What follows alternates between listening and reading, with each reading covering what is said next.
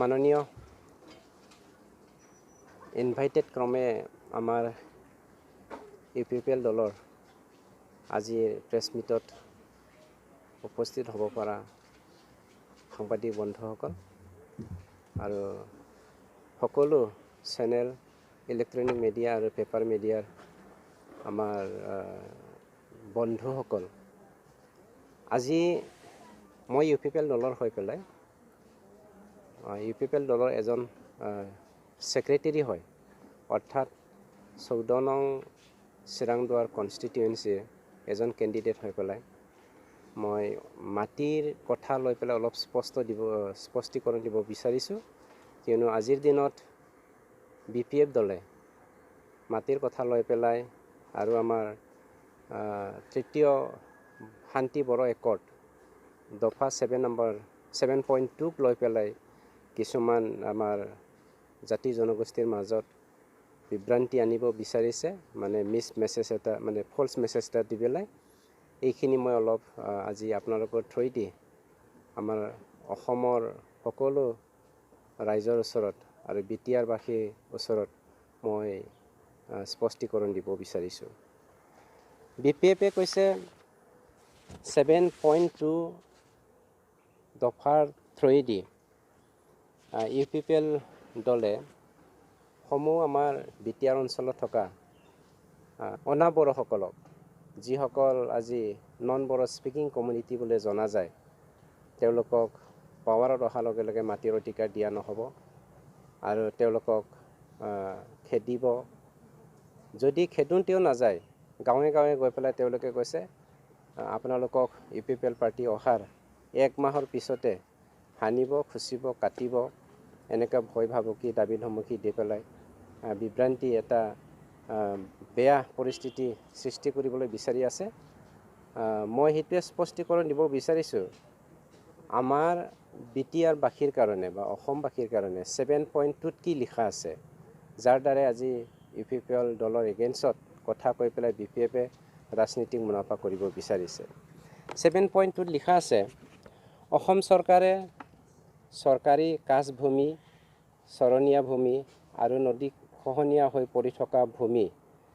Water বডিজবোৰক অবৈধ দখলকাৰীৰ পৰা সংৰক্ষণ কৰিব আকৌ এবাৰ পঢ়ি দিছোঁ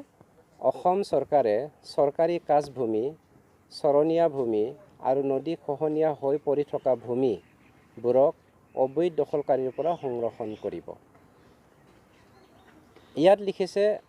অসম চৰকাৰক গভৰ্ণমেণ্ট অফ ইণ্ডিয়াই হি একৰ্ডৰ 7.2 দফাৰ থ্ৰুই দি অসম চৰকাৰৰ দায়িত্বৰ কথাহে কৈছে ইয়াত BTR-ৰ বিষয়ে কোৱা ট্ৰাইবেল নন ট্ৰাইবেলৰ কথা কোৱা অসমীয়া অনা অসমীয়াৰ কথা কোৱা বড়ো অনা বড়োৰ কথা কোৱা আৰু খেদিব হানিব খুচিব এভেকশ্যন কৰিব এনেকুৱা কথা এটা শব্দ উল্লেখ কৰা নাই যাক আজি BPF-এ আজি নন বড়ো কমিউনিটিৰ ওচৰত গৈ পেলাই কোনো এটা এজেণ্ডা নোহোৱাকৈ সেইটো এটা এজেণ্ডা বনাই তেওঁলোকৰ ওচৰত গৈ পেলাই মানে ভুল মানে মেছেজ অৰ্থাৎ ফলছ মেছেজ দিয়াটো দুৰ্ভাগ্যজনক আমি আজি এটা কথা ক'ব বিচাৰিছোঁ প্ৰশ্ন মই আপোনালোকৰ থ্ৰুই দি BPF-কে সুধিব বিচাৰিছোঁ অৰ্থাৎ মই ৰাইজৰ হৈ পেলাই BTR বাসী হৈ পেলাই BPF-কে প্ৰশ্ন কৰিব বিচাৰিছোঁ 2003 চনৰ 10 ফেব্ৰুৱাৰী যেতিয়া আমাৰ দ্বিতীয় বড়ো একৰ্ড হৈছিল যাক আমি BTAD চুক্তি বুলি কয় বা BTC চুক্তি বুলি কয় সেই BTC চুক্তিৰ থ্ৰুই দি সকলো জাতি জনগোষ্ঠীক মাটিৰ অধিকাৰ দিয়া হ'ব সকলো জাতি জনগোষ্ঠী যিসকল 2003 চনৰ 10 ফেব্ৰুৱাৰীৰ আগৰ পৰাই বসবাস কৰি আছে BTC-ত তেওঁলোকে মাটিৰ অধিকাৰ পোৱাৰ লগতে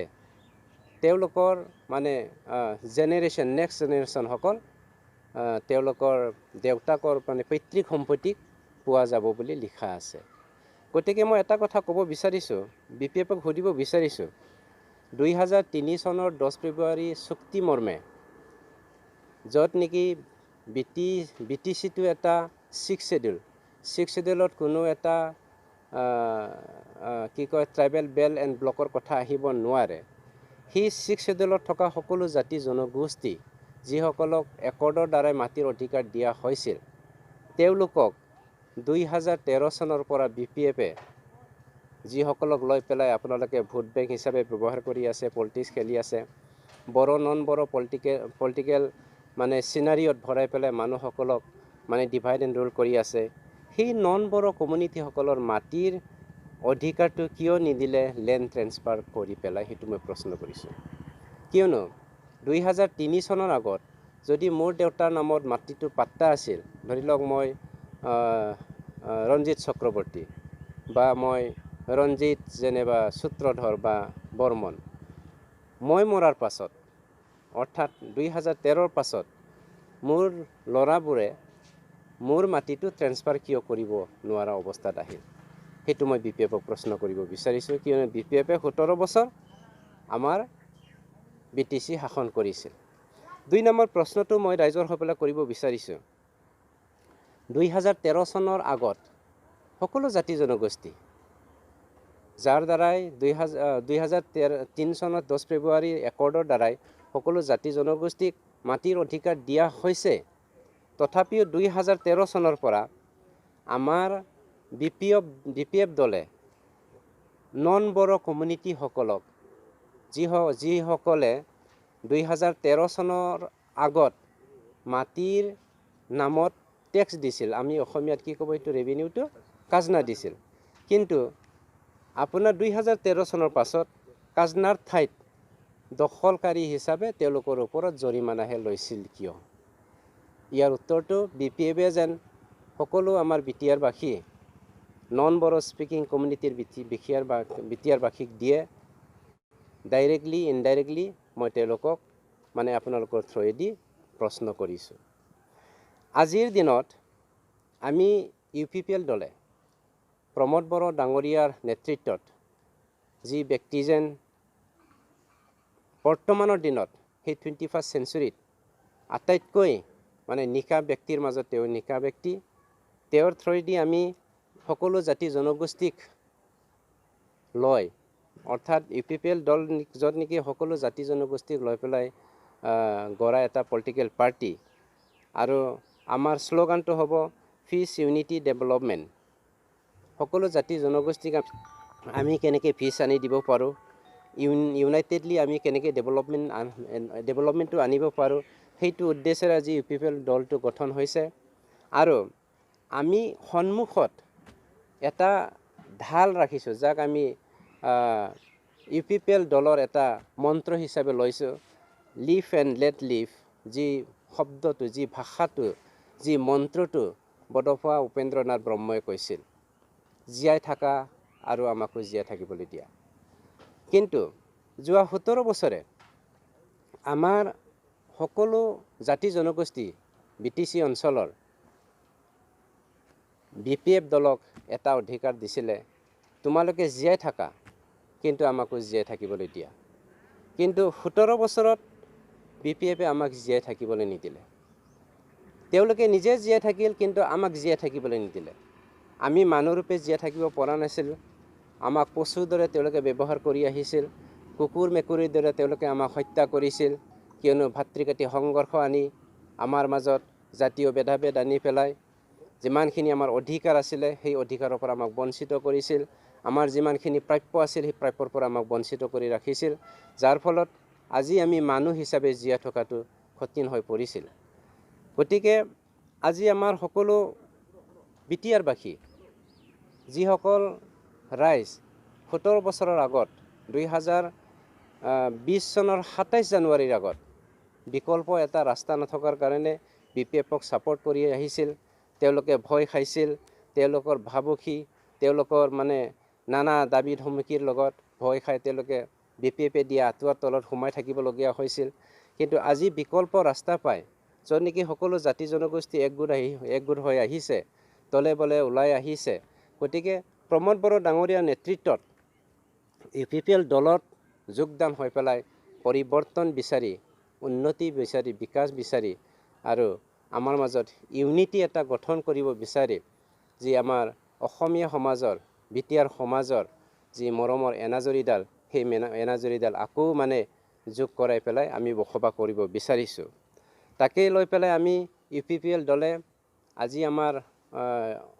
বিটিয়াৰবাসীৰ কাৰণে যদিও আমি সৰু এটা ৰাজনৈতিক পাৰ্টি যাক আমি ৰিজনেল পাৰ্টি বুলি কওঁ, ৰিজনেল পাৰ্টি হৈ পেলাই আমি সকলো জাতি জনগোষ্ঠীক এক্সক্লুডিং ট্ৰাইবেল, আমাৰ ইয়াত ট্ৰাইবেল বেল্ট এণ্ড ব্লকৰ কথা আহিব নোৱাৰে, য'ত নেকি কি কয় আপোনাৰ 2003 চনৰ 10 ফেব্ৰুৱাৰীত আইনৰ দ্বাৰাই BTC চুক্তিৰ দ্বাৰাই সকলো জাতি জনগোষ্ঠীকে মাটিৰ অধিকাৰ দিয়া হৈছে। গতিকে আমি 15 তাৰিখে চৰকাৰ গঠন কৰাৰ লগে লগে উইদিন 6 মান্থ আমি সকলো বিটিয়াৰবাসীক, সকলো ৰাইজক, সকলো জাতি জনগোষ্ঠীক কথা দিব বিচাৰিছোঁ, প্ৰতিশ্ৰুতি দিব বিচাৰিছোঁ 6 মাহৰ ভিতৰত বডোলেণ্ড লেণ্ড পলিচি এডপ্ট কৰি পেলাই ভূমিহীন ব্যক্তিসকলক ভূমি দিম, আৰু যিসকলৰ ভূমি থাকিও পাট্টা থকা নাই তেওঁলোক সকলোকে পাট্টা দিম বুলি প্ৰতিশ্ৰুতি দিছোঁ। আৰু আমি BPFৰ যি মানে ফল্ছ মেছেজ আৰু আমাৰ মাজত বিভ্ৰান্তি আনি পেলাই পৰিস্থিতি বেয়া কৰিব বিচাৰিছে, ইয়াৰ এগেইনষ্টত এইখিনি মই আপোনালোকৰ আগত মেছেজ এটা ৰাইজলৈ পঠিয়াই আপোনালোকৰ থ্ৰুৱেদি দি মোৰ মেছেজটো সেইখিনিতে মই সামৰি নিছোঁ। আজি আপোনালোকে বহুত ভালকৈ জানে মোতকৈ বেছি, আজিৰ দিনত BTC ইলেকশ্যনৰ, যাক আমি আজি BTR ইলেকশ্যন হ'বলৈ গৈ আছে বুলি ক'ব পাৰি, তাত স্পেচিয়েলি 14 নং চিৰাংদুৱাৰ আৰু 10 নম্বৰ দেৱগাঁও সমষ্টি আৰু আমাৰ কচুগাঁওটো কিমান নম্বৰ আছিলে, সেই 3টা সমষ্টিত বেচিকেলি খুব পাৱাৰফুল ব্যক্তি দুজনৰ সমষ্টি হিচাপে তেওঁলোকে মাৰ্চেল পাৱাৰ ইউজ কৰিবলৈ গৈ আছে। প্ৰত্যেক দিনে তেওঁলোকে আমাৰ প্ৰস্তাৰ বেনাৰ ভঙাইছে, ফালি চাৰি মানে তেওঁলোকে নষ্ট কৰিছে। তথাপি আমি UPPL দৰে খুব ধৈৰ্য্যৰে মানে অবজাৰ্ভ কৰি আছোঁ, একো কোৱা নাই। এইবোৰ চাই পেলাই য'ত নেকি তেওঁলোকে ৰাতি 10-12খন 20খন বাইক আৰু কেতিয়াবা 20খনকৈ টাটা চুমো, মোবাইল কি কয় আপোনাৰ বলেৰো, ইন'ভা চলাই মানুহৰ মাজত ৰাতি 3-4টালৈকে তেওঁলোকে ঘূৰি ফুৰি থাকে। ৰাইজে ভয়ত মানে চুপচাপ হৈ থাকিব লগা হৈছে। গতিকে মই প্ৰশাসনক স্পেচিয়েলি মই অনুৰোধ কৰিছোঁ,